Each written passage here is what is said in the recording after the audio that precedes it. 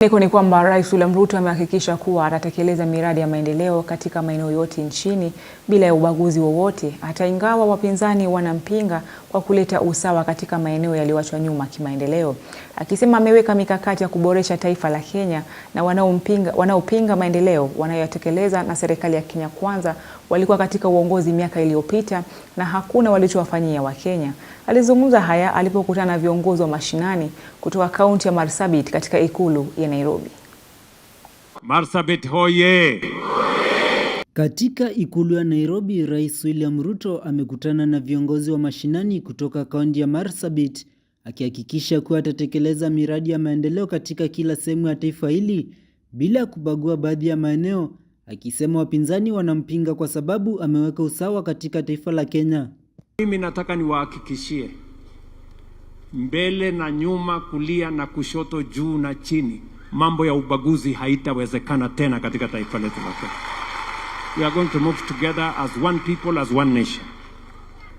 Watu hawa mnaona wananipigia makelele mingi, ni kwa sababu nimesema tuwe na usawa katika taifa letu la Kenya. Na wauliza watu wa Marsabit, kuna makosa ya usawa? Kuna makosa ya watu wakisemekana wawe sawa? Si maendeleo ifike kila mahali ya Kenya?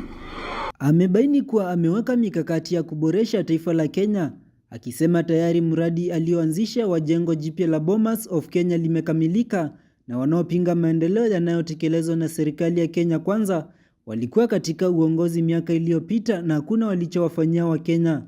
Tumekuwa tukizungumzia kujenga Bomas of Kenya for the last 30 years. Mimi nawahakikisha Bomas of Kenya mpya iko tayari.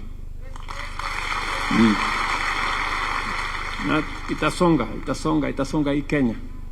Airport yetu hapa ilijengwa sijui 1972.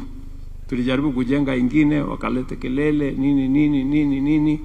Mpaka saa hizi airport yetu iko canvas kwa tarmac.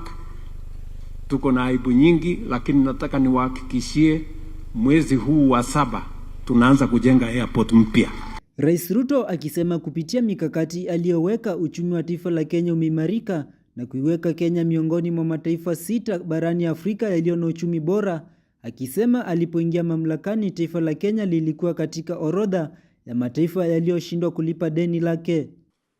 2022 Kenya ilikuwa imeorodheshwa kati ya nchi ambayo itashindwa kulipa madeni yake. Na it was among the 6 countries that were expected to default on their foreign financial obligation. Lakini mimi nilisema nikiwa rais wa Kenya, it will not happen. Uchumi yetu leo tumefanya bidii. It is the 6th largest economy in Africa. Hata hivyo, Rais Ruto akiahidi baadhi ya miradi ya maendeleo kwa wakazi wa Marsabit, ikiwemo barabara ya Marsabit kuelekea Segel, oda kuelekea Bute, ujenzi wa mabawa pamoja na usambazaji umeme. Lipa shilingi 1.4 billion kukwamua hiyo barabara na kuhakikisha kwamba inakamilishwa. Tuko na barabara vile vile iliyoanzishwa ya Segel Maikona mpaka ifike na Sparrows ya town. Pia ilikuwa imekwama. Nimetoa shilingi 1.8 billion kukwamua hiyo barabara na kuhakikisha kwamba tutaikamilisha. Kama tutatafuta contractor moja kutoka Oda kwenda mpaka Bute.